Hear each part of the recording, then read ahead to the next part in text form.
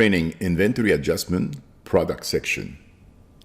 Into product, the inventory tab allowed to see the inventory. We can see all warehouse or select a specific one. If we select the color line, we can open the size panel. The required category is related to the customer order. Analysis, work in process, reserve, and work in process are related either to cutting slip or purchase order.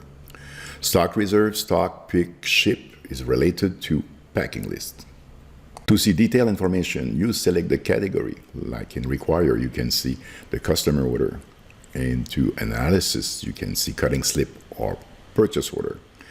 Into work in progress, you can see customer, cutting slip, work in progress, purchase order or cutting slip.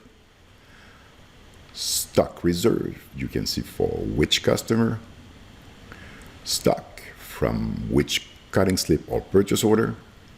Pick, which customer, which packing list. And finally, ship, which customer. You can make adjustment directly from the inventory. In require, you can zero all require for specific color. You can select a line and make adjustment for a specific order. In analysis and work in progress cannot be modified directly from inventory. Stock reserve can be moved from one warehouse to another bin. You can select a specific line to do so, moving from warehouse and bin.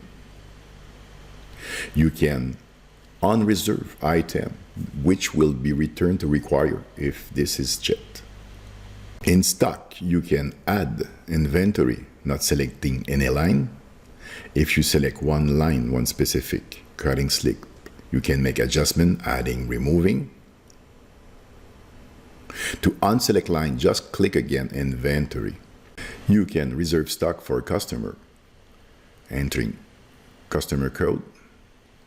If you select a specific line, you can reserve a specific cutting slip for a customer.